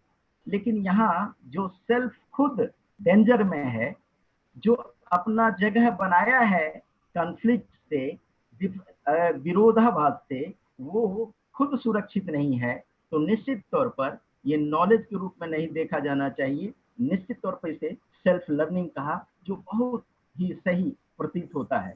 आपने ये भी कहा कि सेल्फ अकेला नहीं होता, ये बहुत बड़ी बात है।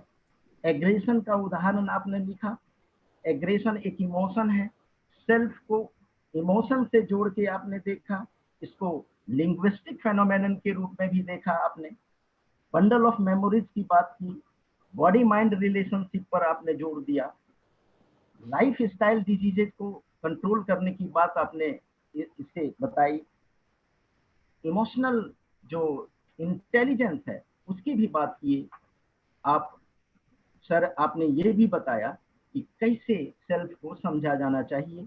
ये बहुत ही अंदर की बात और ऐसी बात थी जिसको लोग समझता भी है तो नहीं समझ पाता है। आपने जो बताया कि हु एम आई से बेटर है टू व्हाट इज आई, ये जो चीज है ये लैंग्वेज के दृष्टिकोण से लगता है कि ये जो अब है क्वेश्चन तो जरूर बदल गया और इसका आंसर जो है अंदर चला गया। आपने method of understanding of the self पर भी जोर दिया। तो जैसे आपने कहा कि खुद की ओर मुड़ना, ये सेल्फ की बात करती है। ईमानदारी से मुड़ना मुश्किल की बात है, विनम्रता से मुड़ना मुश्किल की बात है। इसीलिए अथॉरिटी के रूप में भी आपने जो है कहा कि ये सेल्फ एक अथॉरिटी की बात होती है। ये सारी बात जो है आपने ये भी कहा कि रिलेशनशिप जो है एक प्रोसेस है सेल्फ रिवॉल्यूशन का,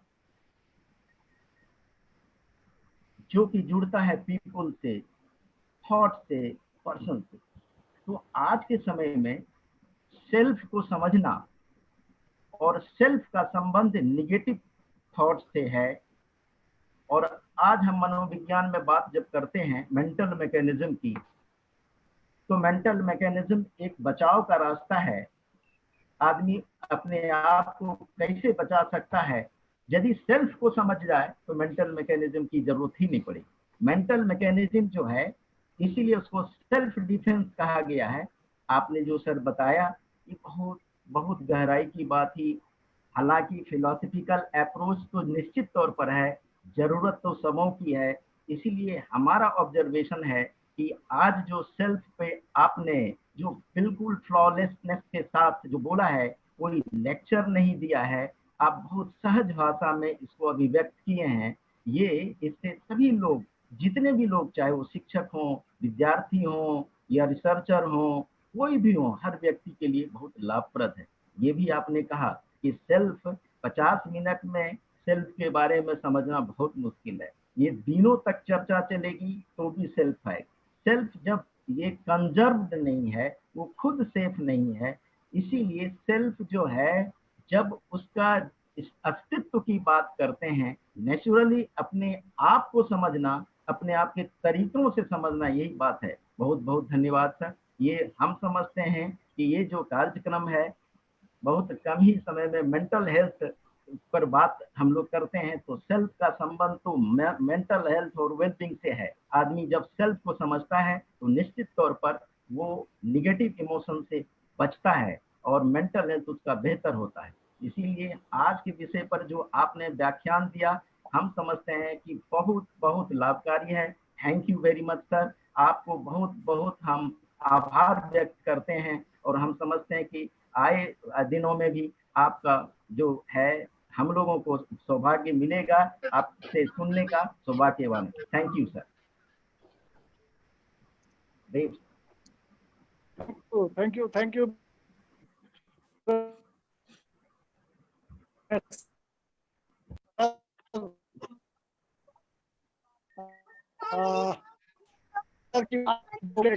दिवस है मेंटल हेल्थ डे, लेके विश्व मानसिक स्वास्थ्य मनाया जा रहा है, मेंटल हेल्थ वीक। तो आज की यह जो पेशकश मनोविज्ञान विभाग की प्रस्तुति सिलसिले में आयोजित की गई थी, इसके लिए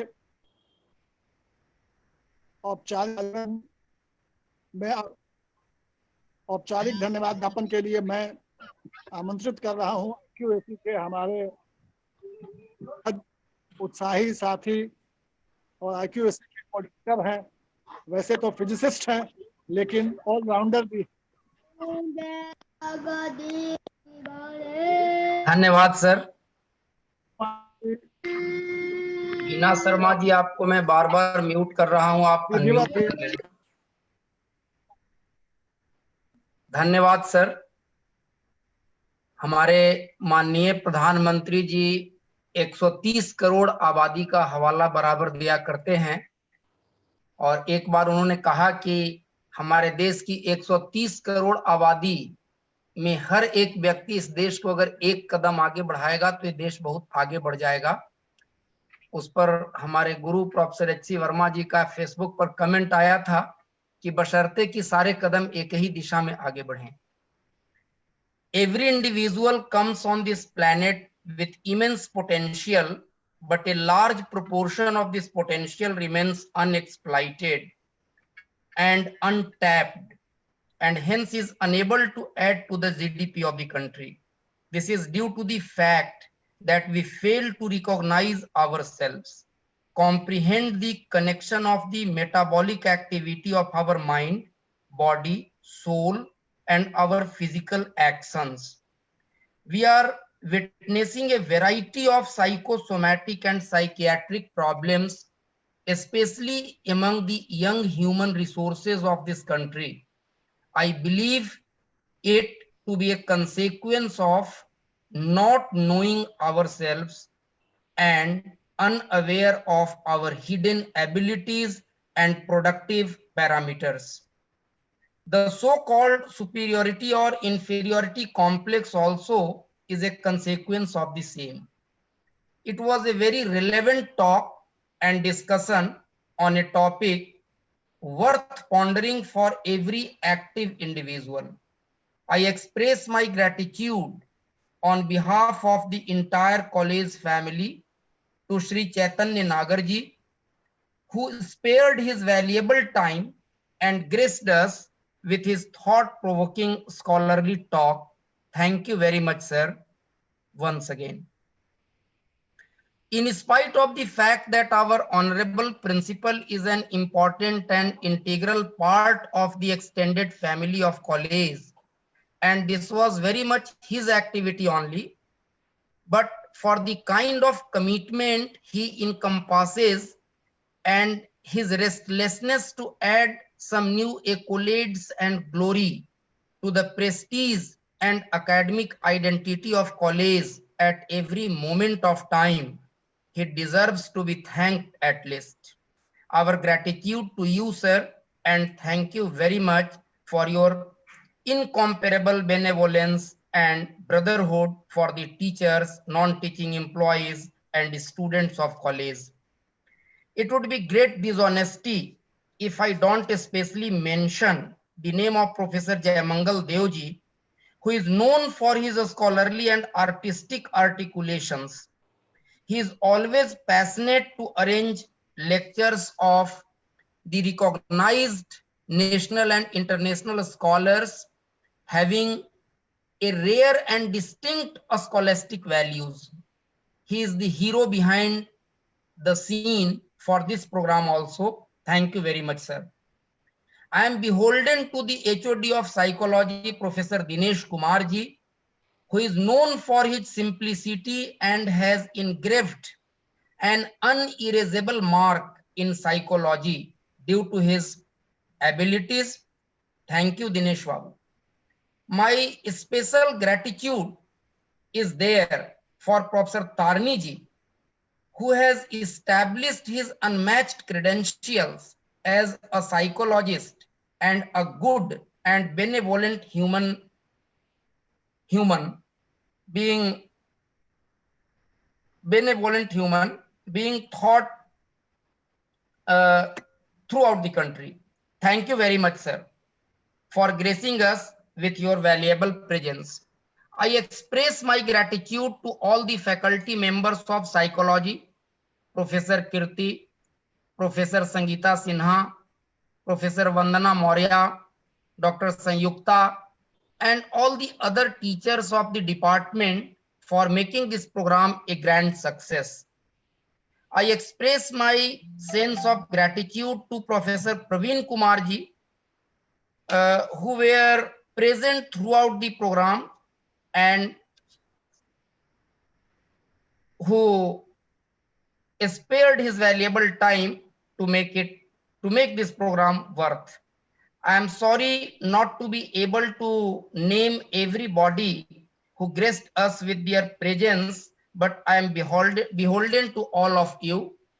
My special thanks to the revered teachers of other colleges and especially the students who were present in this program to make it worth. Thank you all once again.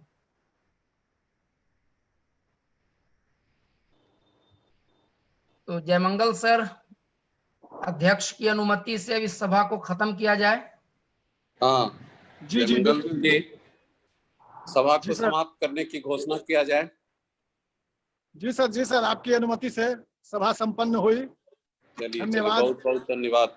नागर साहब को एक बार पुनः धन्यवाद। Thank you so much. Nagar साहब पुनः आपको एक बार धन्यवाद।